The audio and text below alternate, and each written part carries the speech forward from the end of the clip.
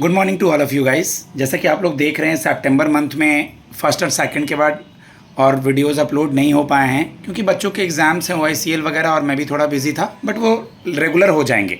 आज 3 सितंबर का चल रहा है।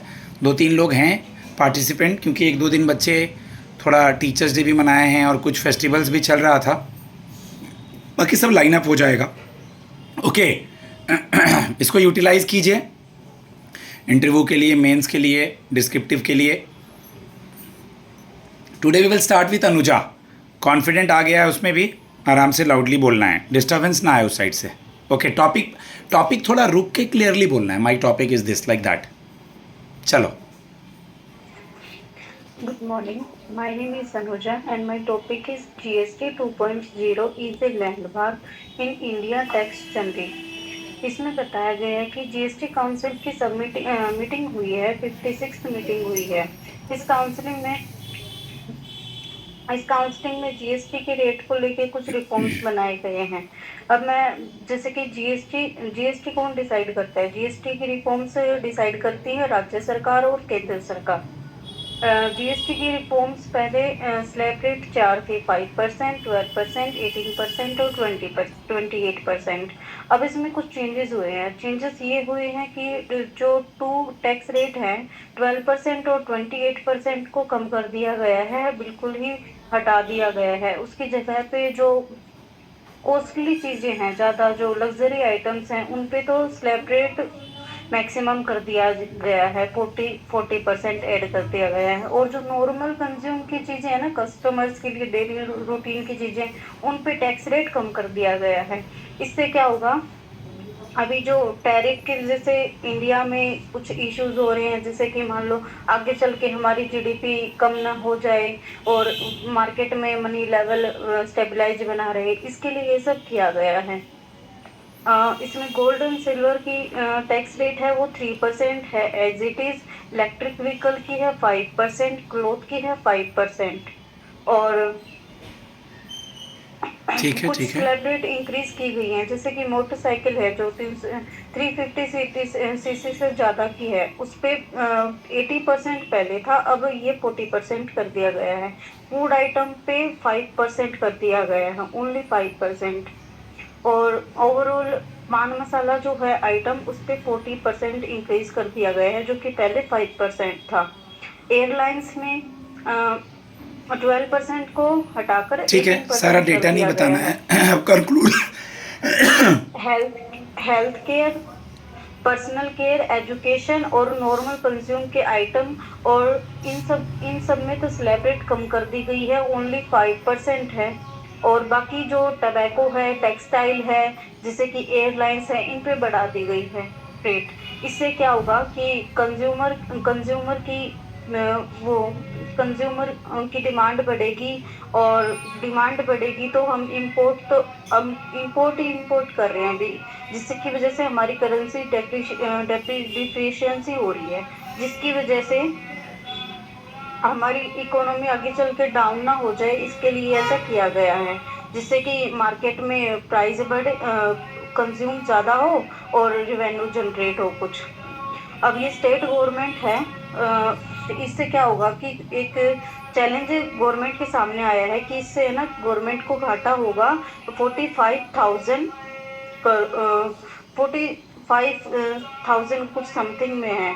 इसको गवर्नमेंट को कुछ लॉस हो सकता है, पर आगे की इकोनॉमिक को देखते हुए गवर्नमेंट ने यही किया है कि ये टैक्स रेट अभी है और इनको 22 सितंबर से लागू किया जाएगा। इससे टाइम क्या होगा, सबसे टाइम हो पहले गया तो अनुजा, आप दो कंक्लूड करो। बेनिफिट मिले हैं। अनुजा, सिंप्लीफाई हुआ, टाइम ओके हो सर। गया है, जल्दी से कंक्लूड करो। इससे क्या होगा, सबसे पहले तो दो ही चीज़ें मेन बताई गई है कि अब इंडिया में सबसे पहली बार हुआ है कि जो पहले ज़्यादा टैक्स रेट थी वो कम हो गई हैं, तो इससे हमारी क्या हो गया, सिंप्लीफाई हो गई है टैक्स रेट, जो हर एक चीज़ के लिए स्टेबल कर दी गई है। सेकंड है, इससे बिजनेस कोई जैसे पहले के क्या होता था कि कस्टमर को कोई प्रॉफिट गवर्नमेंट तो अलाउ कर देती थी, पर कस्टमर को नहीं मिलता था। इससे क्या होगा, एक नेशनल एंटी प्रॉफिटिंग अथॉरिटी है जिसको लाया जाएगा, जो कि कंज्यूमर के प्रॉफिट को देखेगी, ताकि कंज्यूमर को प्रॉफिट मिल रहा है या नहीं मिल रहा है, ये सब चेक करेगी। Thank you. गाइज ये जो नया टैक्स स्लैब जीएसटी का आया है, आदेश, पूनम, एवरीवन, अनुष्का, इससे रिलेटेड क्वेश्चन सोच सकते हैं। किस तरह के क्वेश्चंस? एक दो ऑप्शंस होंगे 1 and 2, 2 and 3, इस तरह के। तो इसके बारे में आर्टिकल्स में जो आ रहा है और वो पढ़ना है, थोड़ा जल्दी जल्दी कंक्लूड करना है। Okay, next is Sindhu and after Sindhu किसका? हिमा का है। यस ओके, यही 3 लोग थे ना आज ओनली। ओके, या Good morning, everyone. So my topic is related to geography now. So the topic is about geography uncover why some rivers stay single, while others will split. Means all the rivers will not go in the one manner, no.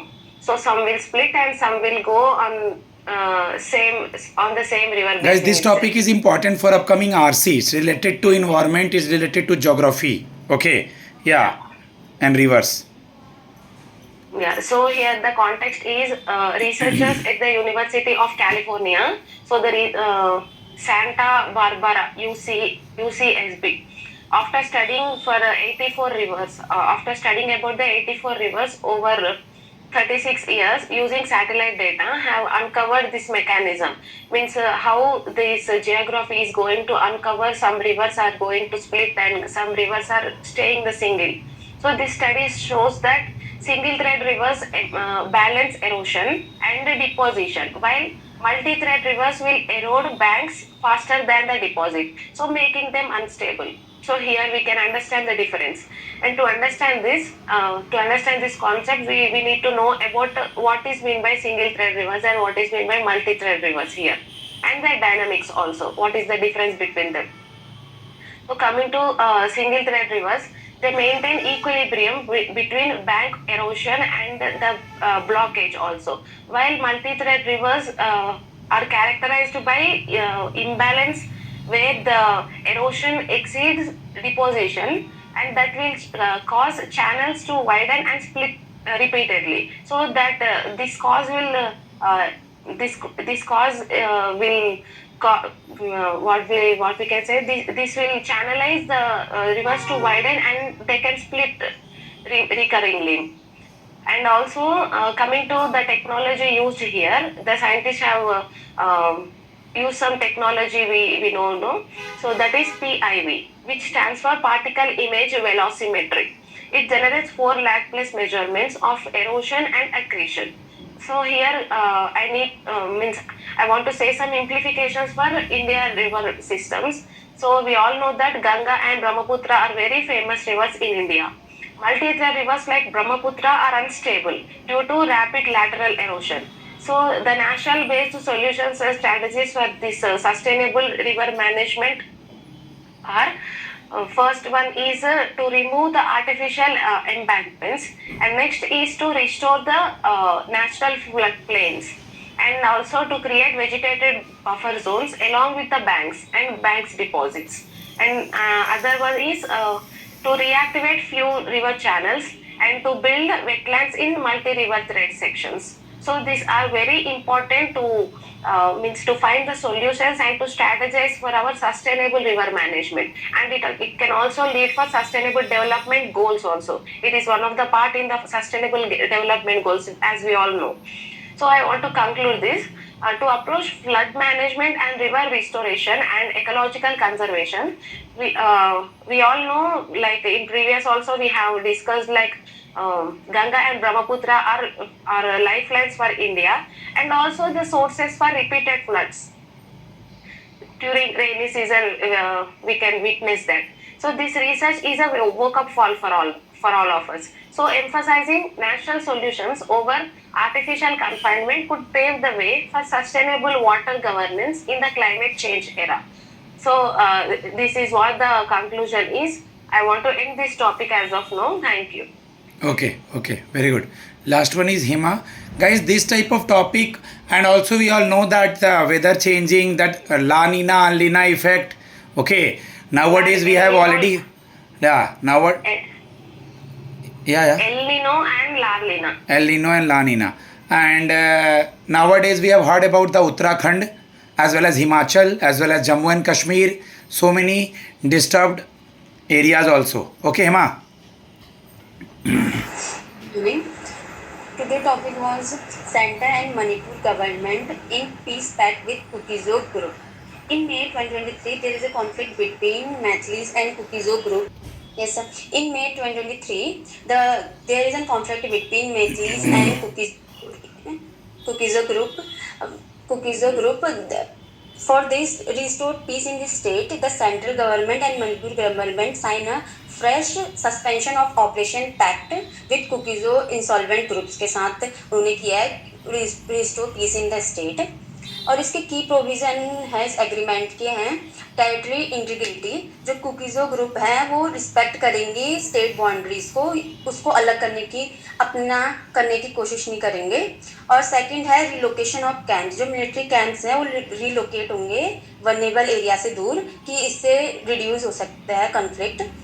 और third है free movement of national highway 2. Kuki-Zo group ने agree कर दिया reopen करने के लिए national highway 2 के लिए. और थर्ड है वेरिफिकेशन ऑफ कैरेट्स. जो सिक्योरिटी फोर्स है वो कंडक्ट कराएंगी verification of military cadres to identify and exclude foreign nations. और फिर इस एग्रीमेंट का सिग्निफिकेंस है कि this pact is crucial step towards restoring peace and stability in Manipur. So that's Good, very good. Keep it up, guys. You guys are doing well. Just reading of newspaper is very very important.